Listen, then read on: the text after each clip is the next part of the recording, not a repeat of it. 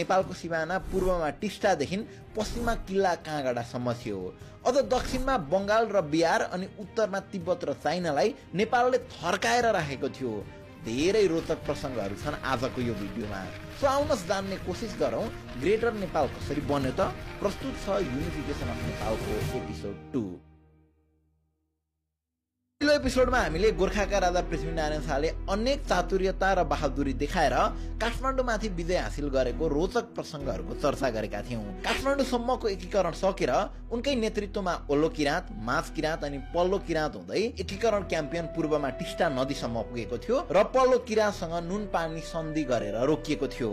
यसको 6 महिना पछाडि अर्थात् विक्रम सम्वत 1831 माघ 1 गते पृथ्वीनारायण शाहको निधन हुन्छ। यहाँसम्म त हामीले एपिसोड 1 मा मजाले चर्चा गरिसकेकै थियौँ। पृथ्वीनारायण शाहको मृत्युसँगै अब देशको नयाँ राजा को बन्ने भन्ने विषयमा चर्चा हुन थाल्छ।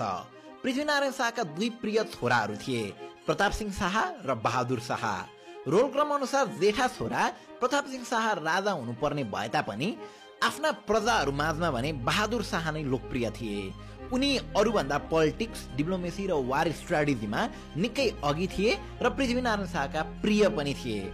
यता प्रताप सिंह शाह भने जेठो छोरो हुनु बाहेक अथवा एयर टु द थ्रोन हुनु बाहेक उनीसँग अरू खासै केही स्ट्रेन्थ थिएन। त्यसैले पनि प्रताप सिंह शाहलाई कतै मेरो भाइले गद्दी त ताक्या छैन भनेर सधैँ शङ्का भइरहन्थ्यो। अब यो कथामा अलि धेरै पात्रहरू छन्। सो बिस्तारै बिस्तारै तपाईँलाई म सबैसँग इन्ट्रोड्युस गराउँदै जाने नै छु।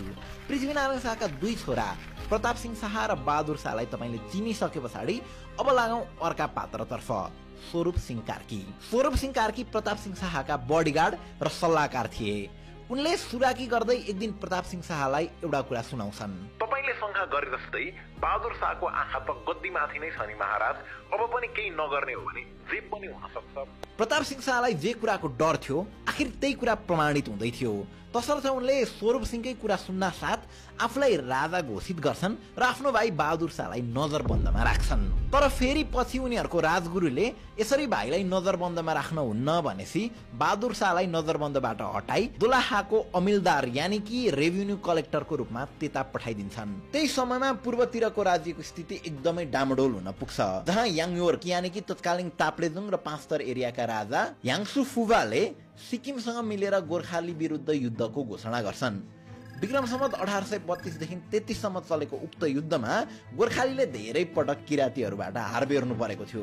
तर चैनपुर गढीमा भएको अन्तिम युद्धमा सिक्किमेली जेनेरल देवासाङको मृत्यु हुन साथ हताशिएका सिक्किमेली सैनिकलाई गोर्खालीहरूले लखेट्दै सिक्किमतिर भगाउन सफल हुन्छन् र अन्ततः विक्रम सम्वत 1833 मा गोर्खा